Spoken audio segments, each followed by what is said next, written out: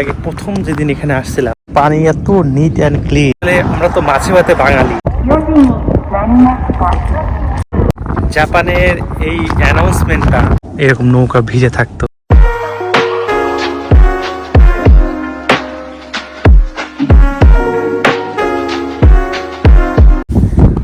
চলে আসলাম ফুৎসু fishing পোর্টে। ফুৎসু fishing পোর্টে আসলাম, এখানে মাছ দেখার জন্য আসলাম। আসলে এর আগে প্রথম যেদিন এখানে আসছিলাম, এখানে এইখান দিয়ে কিনারা দিয়ে প্রচুর মাছ দেখছিলাম। দ্বিতীয়বার যেদিন আসছিলাম সেদিনকে আসলে মাছ তেমন দেখতে পাই নাই, পানির স্তরটা কেমন জানি বেশি ছিল। আজকে মোটামুটি আছে, শিওর না পানির স্তরটা কেমন, মাছ দেখতে পাবো কিনা নিচে। এখানে প্রচুর মাছ ছিল।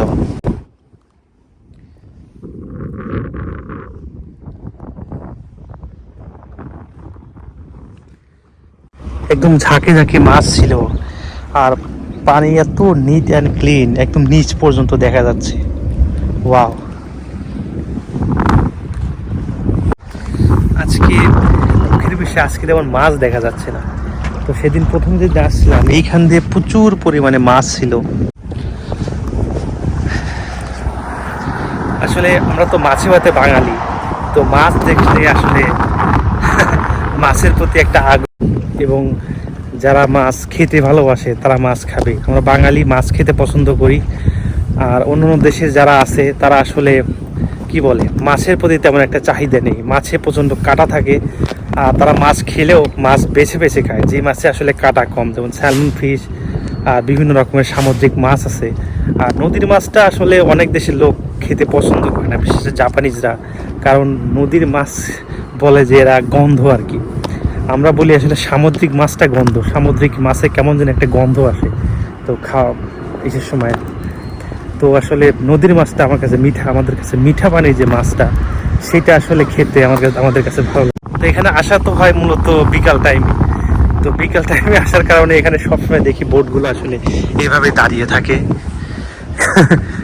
যতদিন আসছি ততদিন এই বোটগুলো এইভাবেই দাঁড়াতে আমার হয়তো হতে পারে এখন মাছ ধরার মৌসুম না। বাহ, 4টা বেজে গেছে এখন।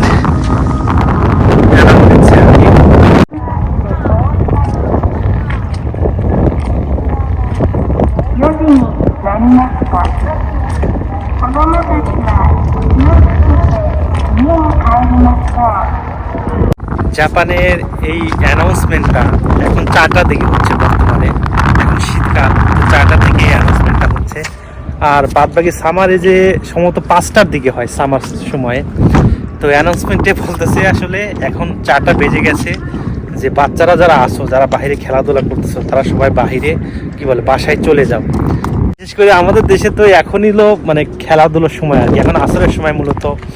তো বাচ্চারা বাইরে গিয়ে এখন খেলাধুলা করে। তো এখন এখানে অ্যানাউন্সমেন্ট হলো যে বাচ্চারা যারা আসো তারা সবাই বাসায় ফিরে যাও। তো আসলে এখন ধীরে ধীরে সন্ধ্যা লেগে যাবে, এর জন্য অ্যানাউন্সমেন্টটা দেয়া।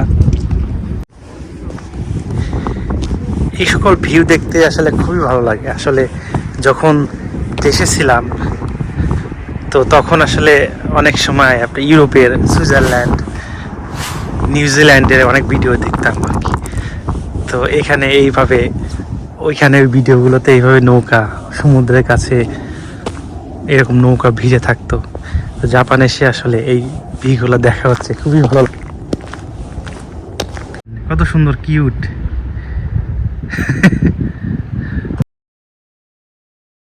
সন্ধ্যার সময় গোধূলি লগ্নে সমুদ্রের কিনারে বসে ফুজি মাউন্টেন এবং ইয়োকোহামা শহরের লাল নীল বাতি দেখতে খুবই ভালো লাগে, যেন সৃষ্টিকর্তা অপরূপ সৌন্দর্য এখানে ঢেলে দিয়েছে। এই পাশটাতে তো জাপান সূর্যোদয়ের দেশ, সূর্য জাপানে আগে ওঠে এবং আগে অস্ত যায়। তো সূর্য এখন অস্ত যাচ্ছে। সমুদ্রের পার ঘেঁষে হাঁটছি এবং মনে হচ্ছে সমুদ্রের সাথে মিশে যাচ্ছি। গোধূলি লগ্নে এই যেন এক অপরূপ সৌন্দর্য। সমুদ্রের পার ঘেঁষা এই রাস্তাগুলো দিয়ে বিকেলবেলা হাঁটতে খুবই ভালো লাগে। ঠান্ডা বাতাস বইছে, সেই সাথে সমুদ্রের পানিতে ভেসে বেড়াচ্ছে হাঁসের মতো কিছু পাখি। তো এখন সন্ধ্যা লেগে গেছে, এখন বাড়ি ফেরার পালা। তো বাড়ি ফিরে যাচ্ছি। তো এখন এই সমুদ্র পাড়েই ভিডিওটা শেষ করছি। দেখা হবে অন্য কোনো ভিডিওতে।